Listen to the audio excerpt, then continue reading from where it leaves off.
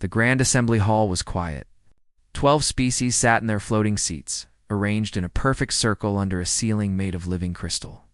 The crystal changed colors based on the mood of the room. Right now, it glowed a calm blue. The council members looked pleased with themselves. Ambassador Una Park stood alone in the center of the circle. She was a small woman with gray hair tied back in a simple knot. Her uniform was plain black with a single Earth badge on her chest. She had served in this hall for 15 years. She knew every face, every voice, every political game these aliens played. The head counselor, a tall creature with 4 arms and skin like polished stone, read the final vote results. His voice echoed through the hall like rolling thunder. The motion passes. 12 votes in favor, 1 abstention. He looked down at Una. The human mining colonies in Sector 7 will be transferred to the Vreth Dominion. This will secure peace along our borders. The Council thanks humanity for their understanding. Una said nothing. She had argued for 3 days. She had presented data, shown maps, explained what those colonies meant to her people. 40,000 humans lived there. Families, children, workers, who had built their lives in the cold darkness of space. The Council did not care. The Vreth ambassador sat across the hall. He was a massive creature, covered in thick gray scales. His red eyes watched Una with open amusement. The Vreth were warriors. They took what they wanted. And now, the Council was giving them human worlds just to keep them happy. Does the human delegation wish to speak? The head counselor asked. Una looked around the room. She saw the Mara representatives, insect-like beings who clicked their mandibles nervously. She saw the Tolic amphibians who sweated under the warm lights. She saw the Keth, creatures made of living crystal who never showed emotion. None of them met her eyes. For 30 years, humanity had served this council. When the Mara needed food shipments during their famine, human freighters carried the supplies. When the Tolic faced pirates in their home systems, human soldiers died defending them. When the trade routes became dangerous, human patrols kept them safe. Humanity asked for nothing in return. They believed in the Alliance. They believed in peace. Now Una understood the truth. To the Council, humans were tools. Useful when needed, easy to throw away when not. She bowed once, a small movement of her head. Then she picked up her documents from the speaking platform and walked toward the exit. Her footsteps were the only sound in the Great Hall. Ambassador Park, the head counselor called out. Do you accept the Council's decision? Una stopped at the door. She did not turn around. Earth will respond in due time, she said softly. Then she left. The Council members looked at each other. Some laughed quietly. The Vreth ambassador made a sound like grinding rocks, his version of amusement. Humans, he said. Always so dramatic. They will accept it. They have no choice. The head counselor nodded. The matter is closed. Let us move to the next item. None of them noticed the slight smile on Una's face as the doors closed behind her. Admiral Gunhobik received the news on the bridge of the ESS Horizon, the flagship of Earth's defense fleet. He was a tall man with broad shoulders and a face that showed little emotion. His crew had served under him for 12 years. They trusted him completely. He read the Council's decision 3 times. Then he set down the tablet and looked out the main viewport at the stars. Sir, his first officer asked, what are our orders? Junho was quiet for a long moment. Then he pressed a button on his command chair. A direct line to Earth opened. This is Admiral Beak. I need to speak with the President. Priority 1. 20 minutes later, President Sujin Han appeared on his screen. She was in her office late at night by Earth time. She looked tired, but alert. I read the report, she said. The Council has made their choice. What do we do? Junho asked. Su Jin was silent. Behind her, Gunho could see the old flag of Earth hanging on the wall. It showed a blue planet surrounded by stars. The symbol of humanity's hope. We do what we planned, Sujin said finally. Operation Quiet Night? Begin immediately. Junho nodded. Understood, Madam President. reports, Admiral Sujin added, her voice softer now. Bring our people home. All of them. Leave nothing behind. And the council. Let them learn what silence means. The connection ended. Junho turned to his crew. Every officer on the bridge was watching him. You heard the president? Send the signal to all human vessels, stations, and colonies in council space. Full withdrawal. 72 hours. His first officer blinked. Sir, that's ... everything. Every ship, every soldier, every engineer. Even the supply convoys and medical stations. Everything, Junho confirmed. We came to help. They decided they don't need us. So we leave. What about the Sector 7 colonies? The Vreth will, the colonists have already been warned. Evacuation ships are on the way. Junho stood from his chair. The council wants to give our homes to the Vreth. Fine, but they'll find empty buildings and cold reactors. We take our people. We take our technology. We take everything we built. The bridge crew moved quickly. Messages flew across space at faster than light speeds. Within an hour, every human in council territory knew the plan. There was no anger in the messages. No threats. No demands. Just simple instructions. Come home. 3 days later, the council realized something was wrong. Human ships were gone from the trade routes. Human engineers had left the stations they maintained. Human soldiers had abandoned their posts along the borders. The head counselor sent a formal inquiry to Earth. He expected an angry response. Maybe a list of demands. Instead, he received nothing. Complete silence. He tried again. And again. Each time, no answer came. The Vreth ambassador visited the Sector 7 colonies with his invasion fleet. He expected to find humans cowering in their homes, ready to serve new masters. He found ghost towns, empty streets, dark buildings. Even the furniture was gone. Back in the Grand Assembly Hall, the crystal ceiling flickered. The calm blue was fading, slowly replaced by an uncertain yellow. Where did they go? Amara counselor asked. They cannot just ... leave. Or humans, another replied. They are weak. They will return when they realize they need us. The head counselor said nothing. He stared at the empty space where Unipark had stood, and for the first time in his long life, he felt something cold growing in his chest. The humans had not argued. They had not fought. They had not begged. They had simply walked away, and somehow, that was more terrifying than any war. 3 months passed. The Galactic Council told themselves everything was fine. Humans were gone, yes, but humans were never important. They were just helpers. Workers. The galaxy could run without them. They were wrong. The first problem came from the Kessler Corridor, a long stretch of space that connected the inner worlds to the outer colonies. For 20 years, human patrol ships had guarded this route. Pirates feared the black vessels with the Earth badge. They stayed away. Now there were no patrols. Within weeks, the pirates returned. A Mora cargo ship disappeared first, then a Tolak passenger vessel, then 3 more freighters carrying food and medicine. The pirates grew bold. They attacked in daylight, in the middle of busy trade lanes. No one stopped them. The council sent their own ships to patrol the corridor. But their officers did not know the routes the way humans did. They did not know the hiding spots, the ambush points, the safe passages through asteroid fields. 2 council patrol ships were destroyed in the first month. Trade slowed. Prices rose. Planets that depended on imports began to suffer. On the colony world of New Busan, far from council space, engineer Hannah Choi monitored the situation. She sat in a small room filled with screens and computers. Her job was to listen to council communications and report anything important. Captain. Min Ho Kong walked in with 2 cups of coffee. He handed one to Hannah and looked at the screens. Anything new? He asked. Hannah pointed at a display showing the Kessler corridor. Red dots marked attacks.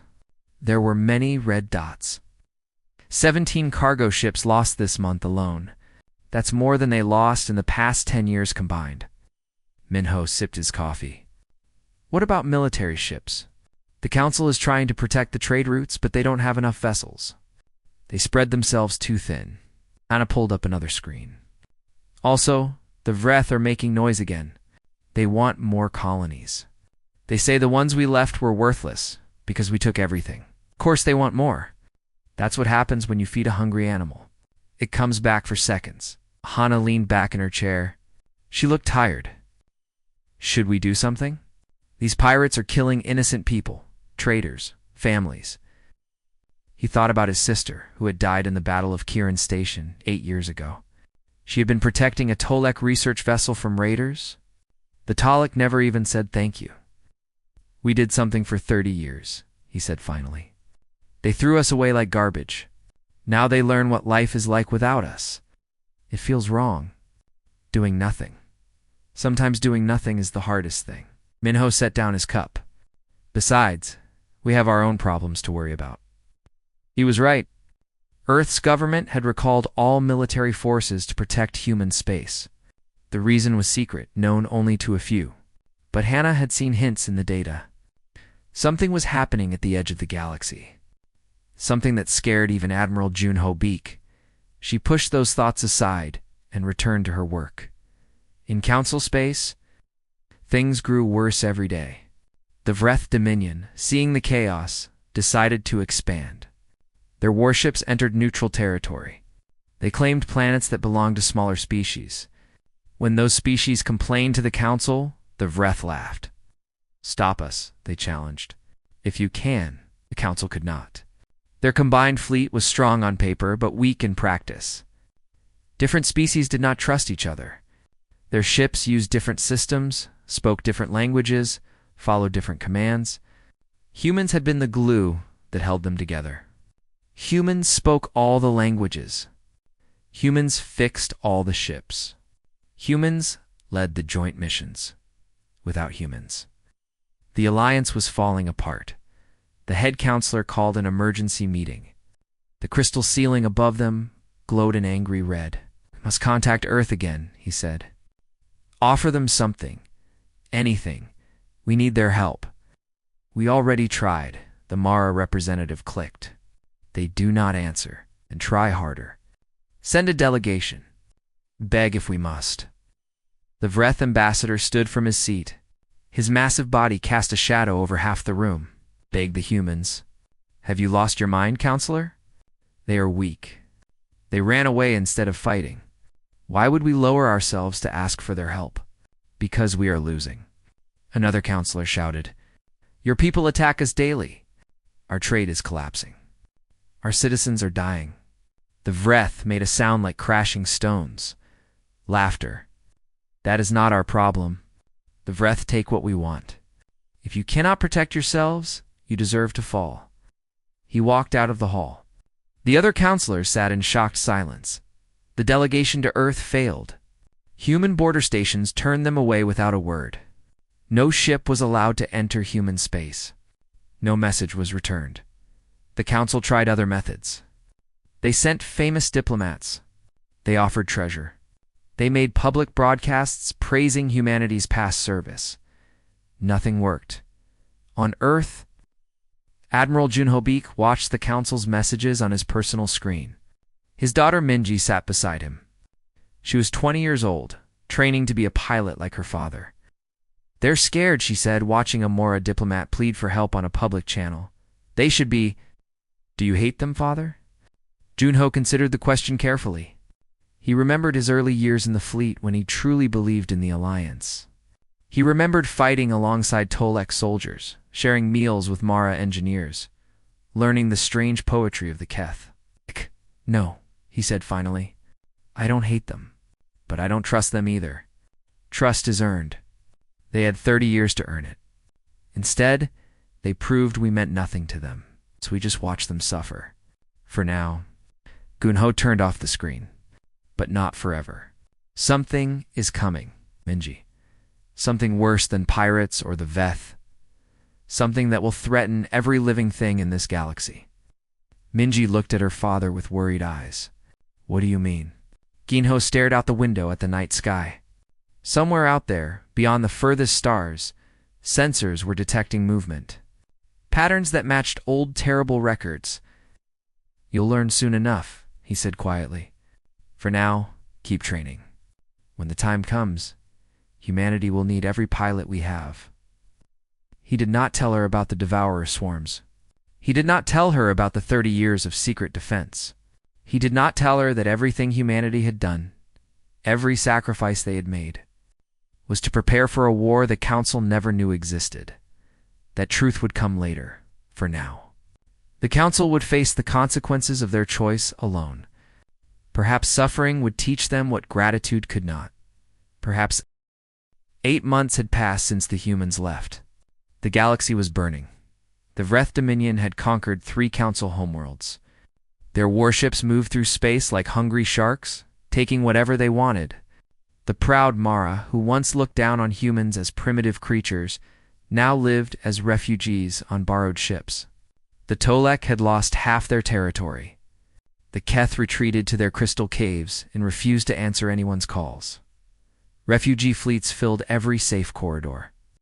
Millions of aliens floated through space, looking for homes that no longer existed.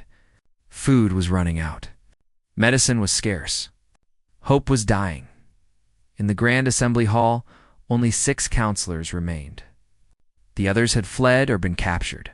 The crystal ceiling, once bright with colors, now flickered with a sick gray light. The Vreth ambassador walked among them like a king visiting peasants. His red eyes glowed with cruel pleasure. "Look at you," he said, his voice rumbling like distant thunder. "The mighty Galactic Council, rulers of 1,000 worlds. Now you hide in this broken hall, waiting for death." "Please," the head counselor said. His voice was weak. His forearms hung limp at his sides. "We can negotiate. We can offer you have nothing I want." The Vreth leaned close to him. "Where are your humans now? The quiet workers who fixed your ships and guarded your borders? The ones you threw away like rotten meat?" The head counselor had no answer. "I will tell you where they are," the Vreth continued. "They are safe. Behind their borders, watching you burn. And they are smart to do so. Because when I am done with you, I will turn my fleet toward Earth and take everything they have." He laughed again and walked away. The counselors sat in silence, broken and afraid. On Earth, President Sujin Han called a secret meeting. Only 3 people attended: Admiral Junho Beek and Intelligence Director Taiho Shin. They met in a room deep underground. Far from listening ears, Taiho was a thin man with sharp eyes and gray hair. He had spent his life gathering secrets. Now he carried the biggest secret in human history. "Show them," Sujin said. Taiho activated a holographic display. A map of the galaxy appeared, glowing blue. Then, at the edge of the map, red dots began to flash. "Deep space sensors detected these signals 3 days ago," Taiho explained. "They match patterns we recorded 28 years ago. Patterns from the Andromeda Rift." Junho leaned forward. His face was hard as stone. "The Devourers. They're moving again. Our best estimate says they will enter the galaxy within 4 months." She had known this day would come. Every human president for the past 30 years had known. It was the reason humanity joined the Council in the first place.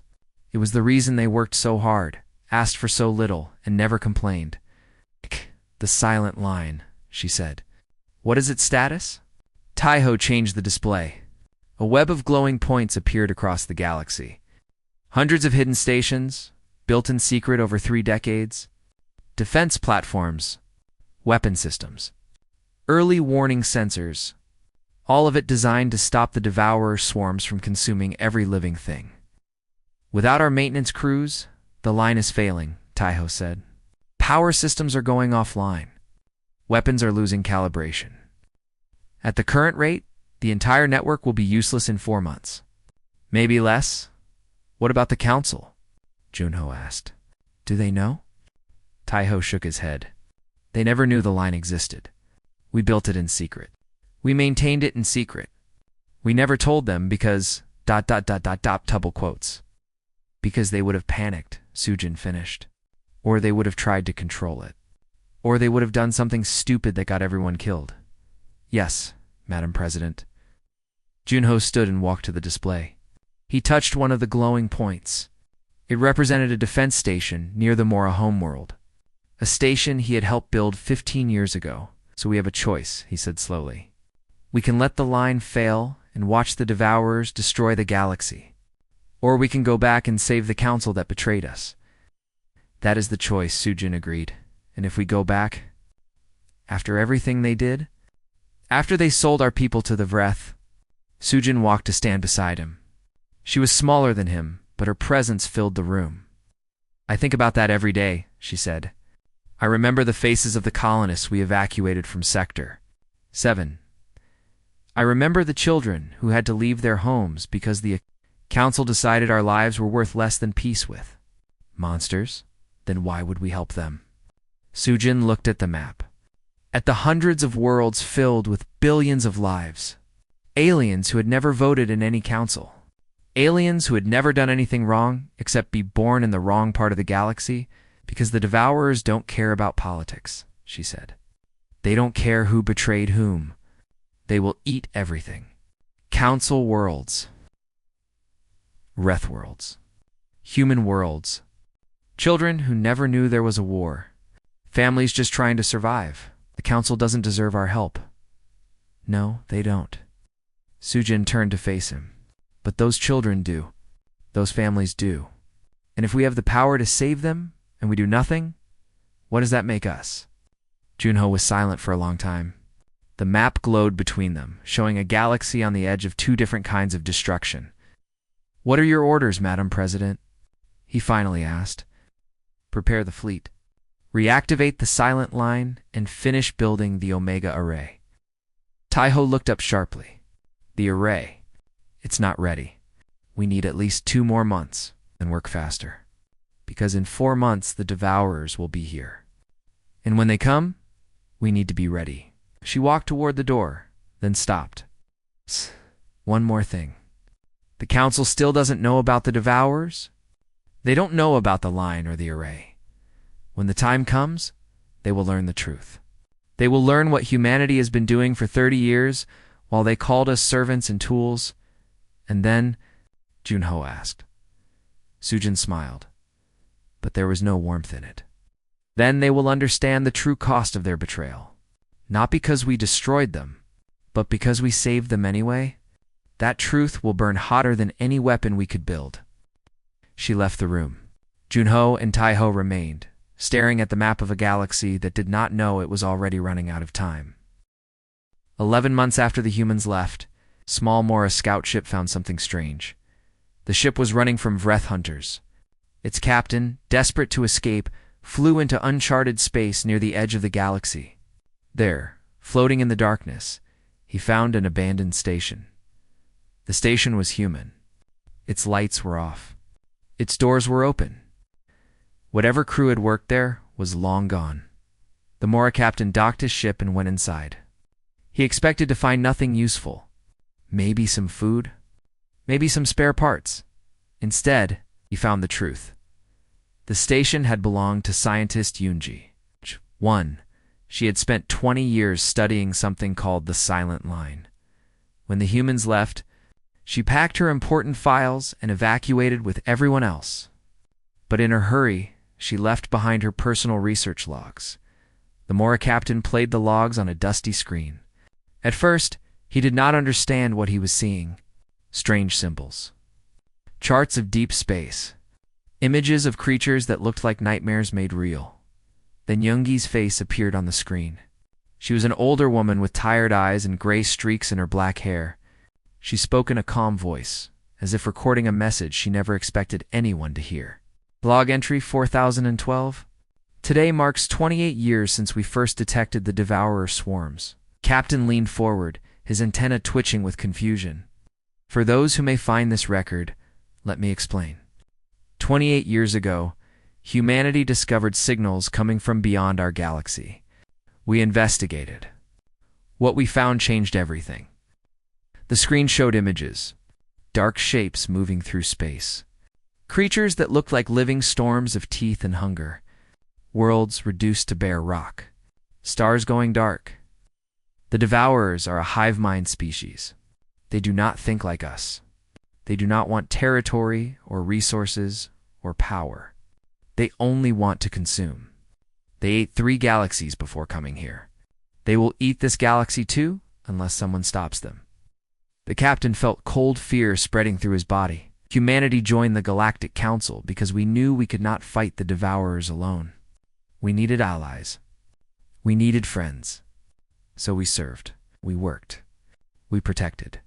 For 30 years, we asked for nothing in return. Yunji's expression changed. Sadness filled her eyes. But we also kept secrets. The council never knew about the Devourers. We decided they would panic. They would make bad choices. So we built the Silent Line ourselves. Hundreds of defense stations, hidden across the galaxy. Weapon platforms. Sensor networks. All of it paid for by Earth. All of it maintained by human crews working in secret. The screen showed the map of the Silent Line. The captain recognized some of the locations. Stations that council ships had passed many times without knowing what they really were. Protected them, Yunji continued. For 30 years, we protected beings who called us servants, who mocked our simple ships in quiet ways, who never said thank you. Her voice broke slightly. And then they betrayed us. They gave our homes to the Vreth. They voted to sacrifice our people for their own comfort. After everything we did, she wiped her eyes and took a deep breath. I don't know what happens next. I don't know if humanity will help the Council when the Devourers come. I only know that we cannot protect those who would sacrifice us to save themselves. Perhaps they will learn. Perhaps not. Either way, this record will remain. Let history judge who was truly worthy of trust. The log ended. The screen went dark. The Mora captain sat in silence for a long time. Then he copied the files to his ship and flew as fast as he could to the council. The Grand Assembly. Hall had never known such chaos. The remaining counselors watched. Yunji's logs on the great central screen. They saw the Devourers. They saw the Silent Line. They saw 30 years of secret sacrifice, hidden by a species they had treated as lesser. This cannot be real, one counselor whispered. It is real, another said. The coordinates match. I sent a probe to one of the stations. It exists. They all exist, the humans. They were protecting us all this time, and we never knew. We never even suspected. The head counselor stood at his podium, his forearms shaking. In his long life, he had made many decisions. Some good, some bad. But none as terrible as the vote that sent humanity away. What have we done? He said quietly. A young Tolek counselor pulled up sensor data on her screen. Her blue skin had turned pale. The Silent Line is failing, she reported. Power levels dropping across all stations. Without human maintenance crews, the systems are shutting down one by one. How long until complete failure? Weeks, maybe less. And the Devourers. The Tolek checked her data. Her hands trembled. It's already entering the outer galaxy. At current speed, they will reach Council space in 3 months. Panic filled the room. Counselors shouted over each other. Some demanded they flee. Others insisted they fight. A few simply sat in their seats, too shocked to move. The head counselor raised his hands for silence. We must contact Earth, immediately. Not with offers of treasure or empty promises. With truth, with honest admission of what we did wrong. They will not answer. The Mora representative clicked. We have tried so many times, and we will try again, and again, and again. The head counselor's voice grew stronger. Because the alternative is extinction. Not just for us, for every living thing in this galaxy. That night, the council broadcast a message on every frequency. It was not a demand, not a negotiation, just simple words spoken by the head counselor himself. To humanity, to Earth, to those we wronged, we know now what you did for us. We know about the Silent Line, about the Devourers, about 30 years of sacrifice we never acknowledged. We were fools. We were ungrateful. We do not deserve your help. But we ask anyway, not for ourselves. For the children, For the families. For the billions who will die if the devourers are not stopped, please, we are sorry. Please come back. The message went out into the darkness of space. It repeated over and over, a desperate prayer to those who had every reason to ignore it. On Earth, Admiral Junho Beek listened to the broadcast in his quarters.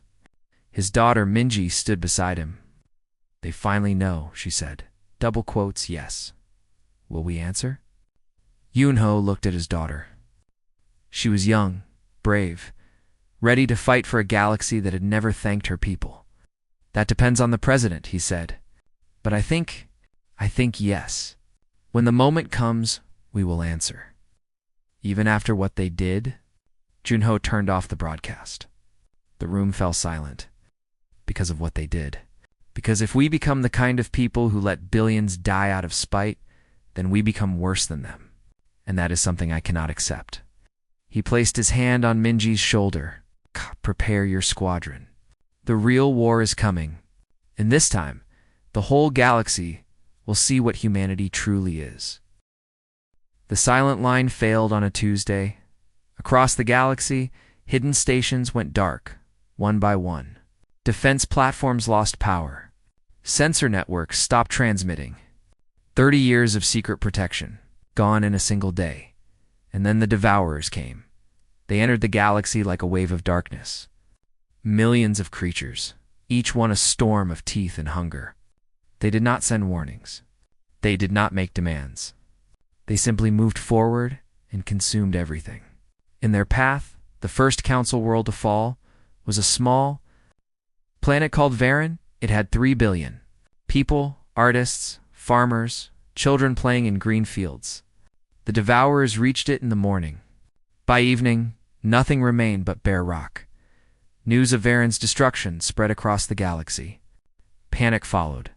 Species that had spent months fighting each other suddenly realized how small their conflicts were. The Vreth Dominion, the proud conquerors, watched their outer colonies disappear. Their mighty warships tried to fight. The devourers ate them like snacks in the Grand Assembly Hall.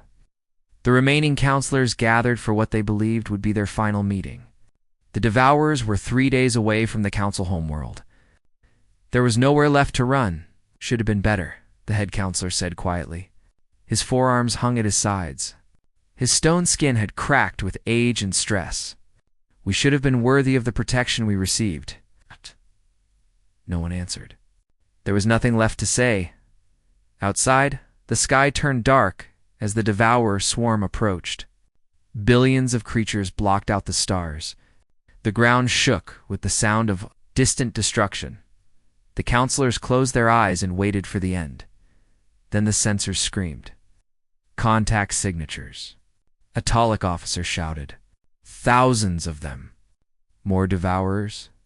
The head counselor asked. No. The officer's voice broke with emotion. Human signatures. They're everywhere. The counselors rushed to the windows. What they saw would stay with them forever. Ships. Human ships. Thousands of them, pouring out of fold space like a river of stars. Black vessels with the Earth badge glowing on their hulls. Fighters and cruisers and massive carriers the size of small moons at the front of the fleet flew the ESS Horizon. Admiral Junho Beek's flagship, and behind the regular ships came something else. Something enormous. A weapon platform larger than any station the Council had ever seen. The Omega Ray. Admiral Junho's voice broke across every frequency in the galaxy. It was the first time any human had spoken to the Council in over a year. This is the Earth Defense Fleet. We are not here because you deserve it. We are here because someone has to be. All Council vessels, stand down and move behind us. Humanity will hold the line. The Council ships obeyed instantly. They had no pride left. They had no options left. They simply moved aside and watched. The human fleet spread across space in a perfect formation. The Omega Array, a weapon 30 years in the making, moved to the center. Its surface glowed with power that hurt to look at directly. On the bridge of the horizon, Junho stood at the main viewport. His daughter Mingi piloted a fighter somewhere in the formation. His crew worked with quiet efficiency around him. "Array status?" he asked. "Fully charged and ready, Admiral." Junho looked at the approaching swarm. Millions of devourers, each one capable of destroying a city. The same creatures that had consumed 3 galaxies before reaching this one. "Today we show them why they should have stopped at 2, he said. The Omega Array fired. Light filled the universe. A beam of pure energy focused by technology humanity had developed in secret. Cut through the devourer swarm like a blade through smoke. Thousands of creatures died in an instant. Thousands more fled in confusion, their hive mind disrupted by the weapon's frequency. The human fleet surged forward. Fighters swarmed between the surviving devourers, their weapons precise and deadly. Cruisers formed protective lines around the array as it charged for another shot. The battle lasted 3 days. 3 days of constant fighting, of human ships dying to protect aliens who had betrayed them. Of courage that words could not describe. Minji's squadron led a charge through the thickest part of the swarm. She lost half her pilots but kept fighting. When her weapons ran empty, she rammed her ship into a devourer commander, killing it and barely escaping in a rescue pod. Junho never left the bridge. He directed every movement, every strike, every sacrifice. When the array faltered, he ordered the horizon to shield it, taking damage that nearly destroyed his ship. On the 3rd day, the last devourer fell. The galaxy was silent. Then, slowly, voices began to fill the communication channels. Crying, laughter, prayers of thanks in 100 different languages. Humanity had won. 1 week later, the surviving council gathered in the rebuilt Grand Assembly Hall. The crystal ceiling glowed a hopeful gold. Humans stood among the counselors for the first time since the betrayal. Ambassador Unipark walked to the central platform. She looked older than before, tired, but her eyes held something new. Not anger, not resentment, just a deep, calm strength. "Humanity has decided to return to the council," she announced. "We will help rebuild what was destroyed. We will patrol the borders again. We will protect the trade routes." The counselors started to cheer, but Yuna raised her hand. "However, things will be different now. Humanity will have a full voice in all decisions. Our colonies will be protected by treaty. And this council will create a new office, the Office of Remembrance, dedicated to teaching future generations what happens when allies are taken for granted." The head counselor bowed his head. "Whatever you ask, we owe you everything." "You owe us nothing," Yuna said. "We did not save you for payment. We saved you because it was right. But we also will not forget what happened. Trust, once broken, takes a long time to rebuild. We are willing to try. The question is, are you?" Every counselor in the room nodded. After the ceremony, a young Mora diplomat approached Yuna. He was barely an adult, born after the humans first joined the council. "Ambassador, may I ask you something?" "Of course. After what we did, after my people voted to betray yours, why did you come back? Why did you save us?" Yuna looked at the young diplomat. She saw curiosity in his compound eyes, maybe even shame for actions he had no part in. "Silence is not the same as abandonment," she said slowly. "We left so you would understand our worth. We returned because protecting life is who we are. That has never changed. Trust. How can there ever be trust again?" Yuna smiled. It was a small smile, touched with sadness and hope in equal measure. "Trust is earned, young one. You have a long road ahead. But roads are meant to be walked. Perhaps if we walk together long enough, we might find something better at the end." She turned and walked away, leaving the young diplomat to stare at the golden ceiling and think about the weight of lessons learned too late outside the hall. Junho and Minji stood on a balcony, watching ships of many species fly through the sky together. The war was over. The rebuilding had begun. "Do you think they've really changed?" Mingi asked. Junho considered the question for a long time. "I don't know," he admitted. "But I know that we showed them something important. We showed them that strength is not about conquest. It's about choosing to protect others even when they don't deserve it. That's who humans are. That's who we've always been. Minji nodded slowly. And if they betray us again? Junho looked at his daughter, then back at the sky full of stars, and we will remind them again. As many times as it takes, until they finally understand that some things are more important than fear. More important than pride. More important than all the politics in the universe. He put his arm around her shoulder. We are humanity. We hold the line. And we never stop. The stars burned bright above them. Witnesses to a galaxy that had learned through pain and sacrifice. The true meaning of the quiet species who asked for nothing and gave everything. And somewhere, in the deepest parts of space, the surviving devourers fled toward the void, carrying with them a message for any other threats that might exist beyond the stars. Do not come to this galaxy. The humans are watching.